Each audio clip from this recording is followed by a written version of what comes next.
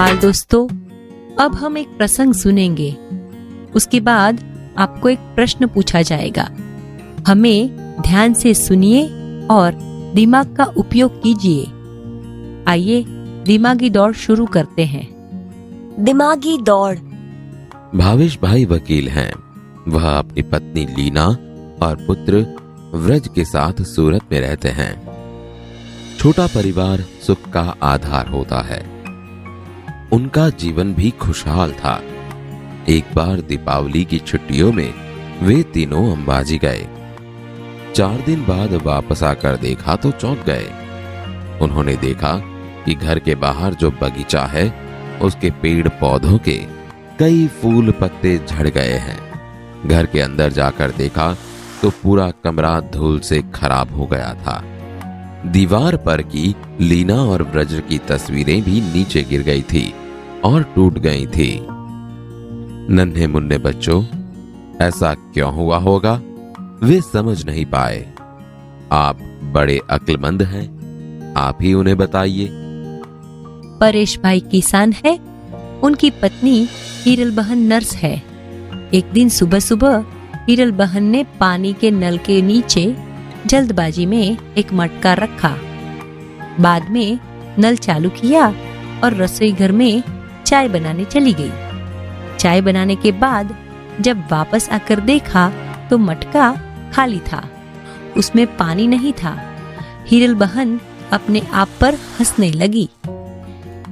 मेरे समझदार दोस्त, अब आप ही बताइए कि ऐसा क्यों हुआ होगा? सेजल 2 गमले लाई। उनमें तुलसी के पौधे थे। दोनों पौधे लंबाई, चौड़ाई और ऊंचाई में एक समान ही थे। 1 महीने के बाद दूसरे गमले का पौधा बड़ा हो गया, जबकि पहले गमले का पौधा अब भी इतना ही था जितना 1 महीना पहले। मेरे बोले बोले भेजाबाज दोस्त, ऐसा कैसे हुआ होगा? आप ही बताइए।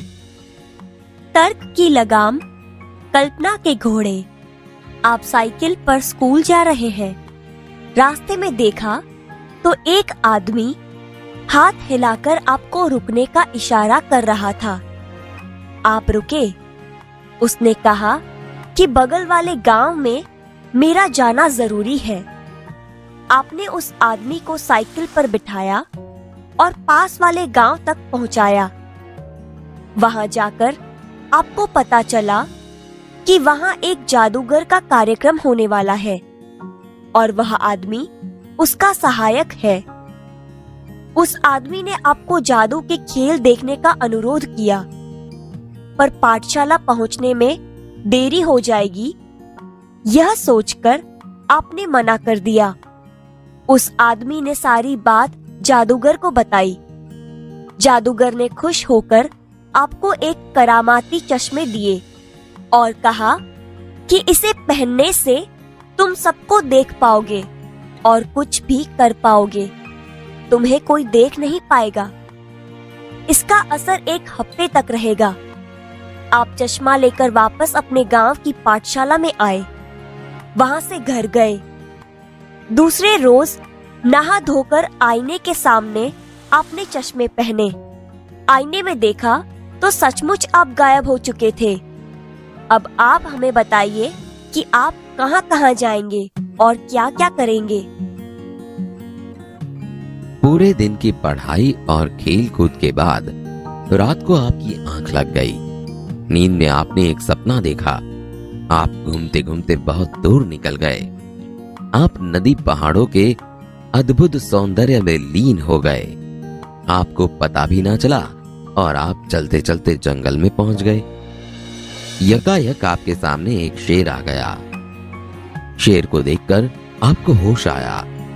आप घबरा गए, मारे डर के आंखें बंद कर दी। आपने ईश्वर को याद किया और कहा, काश मेरे पास पंछी की तरह पंख होते तो तभी चमत्कार हुआ और आपके हाथ की जगह पंख उग आए। आप उड़कर वापस घर आए। आप बड़े खुश थे। जान भी बची और पंख भी मिल गए। सपना टूटा। आपने नींद से आंखें खोली। आपने पाया कि आपको हकीकत में हाथों की जगह पंख मिल गए हैं। मेरे परिंदे दोस्त, अब बताइए कि आप कहां-कहां जाएंगे और क्या-क्या देखेंगे। इस बार आपकी मजेदार और अनोखी कसौटी होने वाली है। एक बड़ा जहाज आपको निर्जन द्वीप पर ले जाने वाला है। वहाँ केवल मिट्टी, कंकड़ पत्थर, पहाड़ और समुद्री पानी ही है। मेरे बुद्धिमान दोस्त, वहाँ एक हफ्ते तक सुख चैन से रहने के लिए आप अपने साथ क्या क्या ले जाएंगे? सूची बनाइए।